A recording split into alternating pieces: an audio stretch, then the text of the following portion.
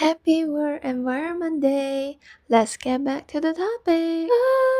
I have never been employed properly, or I have to say, employed in the ways where people actually just call it work. Yes, I don't like that term. I know there were people who told me about how these deadlines or works are. If you know Mandarin, there are words to describe the people who are workaholic. They call them animals who are being, trained when people call it with the label of cow and horse kind of thing, which I truly, and I do mean truly, truly hope to tear all that apart. Yeah, and I know you're probably wondering, how do you even sustain life if you've never been properly employed? And well, that would go into our journey of being self-employed, um, and sometimes a freelancer, and sometimes kind of on track on our startup, but sometimes losing it all and coming back, which is more or less like a roller coaster. I know, I know. I mean, out of these hundreds of opportunities, I am fortunate enough to have two or three of these grants or thingy that get me to sustain myself, but it's so unstable and temporary. But then, whenever I tell someone about that, they're like, oh, I wish you luck on finding something more stable. Like, nah, maybe not. Because I hope that that stability does not come with a luck. I do respect people who could dedicate themselves in things that they love because I am one of those people, but not to those who dedicate themselves and think that, oh, there are materials that I hope to fulfill the deep void inside of me, which is a never ending void to fill up, and give excuses of what if this or what if that, and we can retire soon to do this, blah blah blah. Okay, I'm not even gonna mention because I don't like to will it in a way though. I mean, in a way that felt as if I am on a level above anyone or something like that, because we are not. Okay, like, I hope to be viewed as an equal, but I do have my personal preferences, my personal likes and dislikes. I mean, I am kind of like on my way of experiencing things.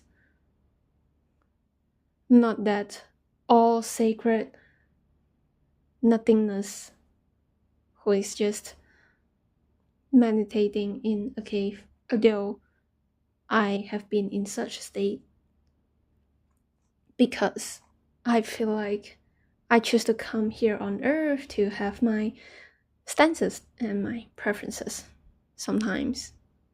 Yeah, and sometimes I don't like to let the freedom of living life or the freedom of, like, choosing whatever I do to restrict the freedom of stability. And that's why I actually experienced the labor of work for 3 months, but then I didn't use the word employed properly because it's just, maybe just eliminate just it's being a teacher for like 3 months. Yeah, that's the longest that I remember about being employed, quote unquote. That I don't even think so because I have a heck lot of time to also run my startup at the same time during that time. And talking about time, is actually matching with my 3 months internship back then. which was also funny because I was kind of like doing my internship to experiment with my thoughts. I chose the one that I chose not because of any prize. Yeah, they gave me gifts, books, and compliments, but yeah, not really like real pennies. Maybe like Web3 NFT that I lose along with my crypto wallet being breached and all the thingy being stolen back then. But then it's the kind of thing that made me stimulate the brain and feel like, oh, I was really alive, and I am grateful to be able to experiment with things. And to be honest, like, that's just a title anyway. Like internship, I don't like being just internship or just a newbie or just the person who is new in the house. Like, oh, do you know, like, at the age of 25, I'm finally being able to be the judge of debate competitions. Imagine that when I was 18 years old, in the same room, I was crying because I lose a debate competition, and then after 6 years, yeah, around 6 years, I actually get to turn all the positions and rules around, and the parameters and rules and marks and points, they are in my hand. And I realized that, ah, it's insane. This world is insane. Yeah, I know there is no completely fair game in the world. We are just approaching fairness one step at a time. We're just pulling, you know, the money and some systems towards the part that we trust, that we see hope and see love in. Sometimes those parameters might be outdated or they need an update, and we're here. And every generation is already doing their best. So I don't like some Gen Zs, although me myself is a Gen Z. I don't like Gen Z who are like, oh, they are boomers, or they are like having this issue, that issue. I mean, I see that, but that does not mean that we are actually there to kind of like say that or blame people, because if we blame everybody else, you just no difference than the person that you hated so much. So we're here to change like the gratefulness. So I'm not talking about everyone, but I'm just talking about a tiny little group of people. Yeah, so we're here to change like the rest of us who are seeing everybody as equals despite, you know, age, despite whatever. I really appreciate it so much. And right now, you probably realize that, oh, heck, what is this video even about? I came here to understand or to feed my curiosity about this person who has never been employed, and now I'm listening to a whole lot of stuff that is like, ah, something that brainwashed me or something. Like, no, don't even listen to me, because after all those books and stuff, I realized that, for example, Siddhartha, for example, Neil Donald Walsh, and for example, Farza, and for example, one of my debate coaches back then, who is now no longer in that circle anymore anyway, and artists out there who are no longer having the voice. I need to voice out for them. They say something like this. These people who are really wise, that I truly feel like they're wise, they say, don't even think that someone could be 100% right all the time, because those rights and those wrongs, they are being labeled. They are truths, they are false. There are things that we feel, there are things that are not. Everyone is uniquely different. Although we as humans might kind of sometimes just label or group things as the things that are similar. But I'm here to just share and remind that, hey, no, everyone is different. And because of that, we gotta go out and we gotta live the life to know. Know what? Yeah, to know what is what. It could be not even about what, it could be about your why. For some people, it's about the who. For some people, it's about the when. Is actually a scene from Soul, movie Soul, and then also there is Attack on Titan. I first kind of like saw that moment of feeling the moment. Yeah, when they call it the spark, right there. And then I saw it again in Attack on Titan when they can actually kind of like see that one thing could be one leaf or one ball, one moment that makes us feel like we're alive.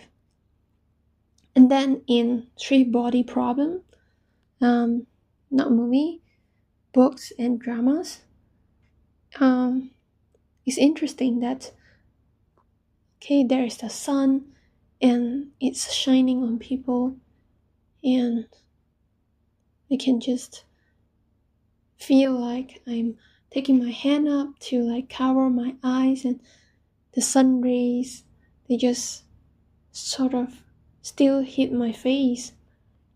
Yeah, it's a rough way of bringing up my words, but this is my way of expressing myself. It is beautifully and terribly flawed. This is who I am. And then it's not from watching those moments, it's from really leaving myself, really being in front of a waterfall, which is totally different from the freaking waterfall that I draw. Because I realized that many people focus on the water when it comes to waterfall. When I was there, I get to feel myself being surrounded by trees by my side, that everything is actually having the water that is being evaporated up into the sky and fall back down, that everything in the part of the ecosystem is making me feel so loved. And the moment the water hits the rock, they become so smooth. I saw experiments of people trying to like drop droplets of water on stones. I mean, just look at nature. Your rock is not that rock, and your water is a different water.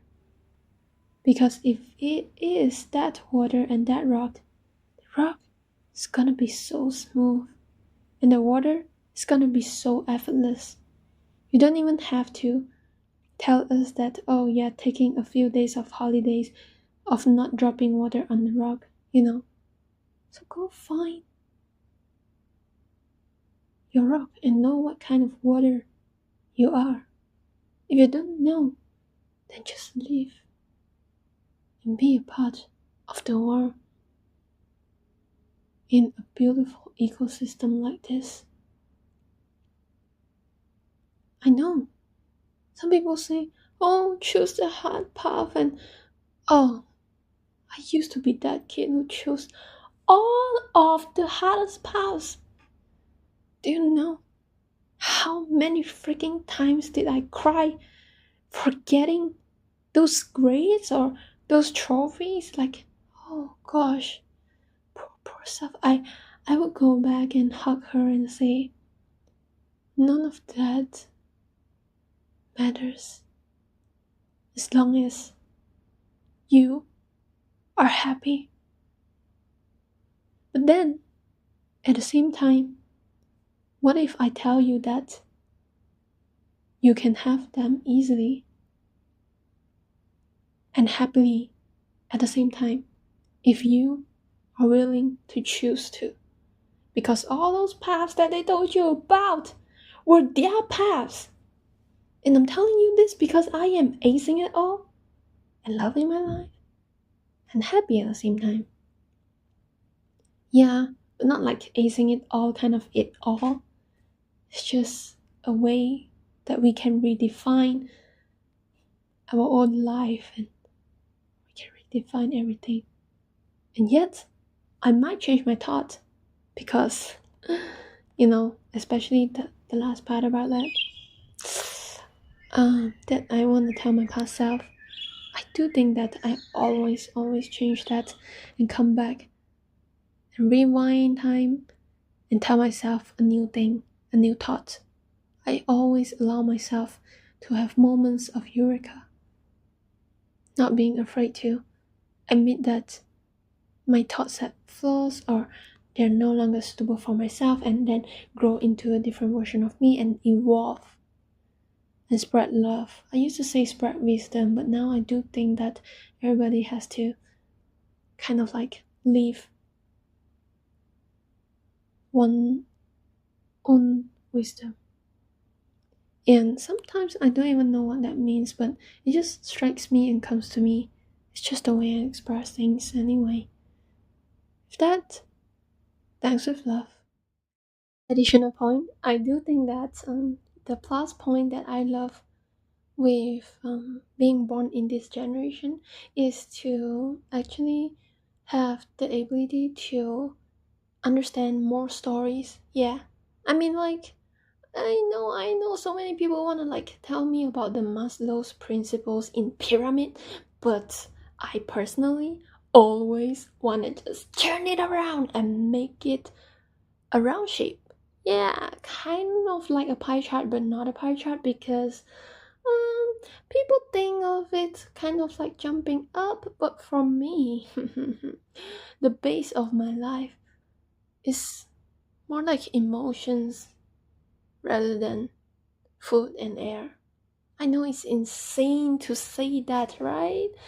But I feel like sometimes if I don't create my own stories and I don't get fed by stories, I don't even see the point of those things, which was a part of me that I healed. So I do know that for a lot of people, the base of life, the core pillar in life, could be different.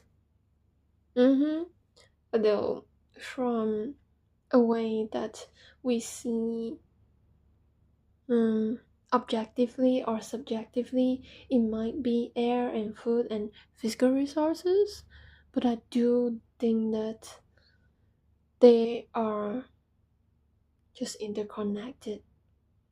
I mean, different generations might have different priorities due to the age of a civilization, which is debatable because I do personally think that sometimes there are just some mysteries unsolved in civilization that are being very well portrayed in many of the books and movies and the other arts already.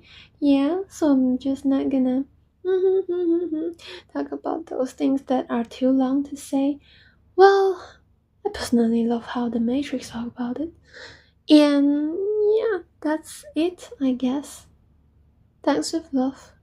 And oh yeah, if you love my arts that I create, yeah, they're kind of like some are watercolor, some are 3D, and I use eco-friendly cotton that you can see that I'm wearing to kind of be a part of the change. I know my little me, what can I do? But then a match can kind of like blow up the entire planet and kind of like make it a star that is burning, huh?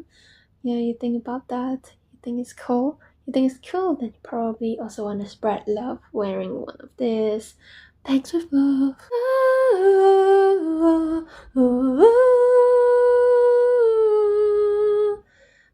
Time and time again, time and time again, time and time again. Love is happy and you are happy.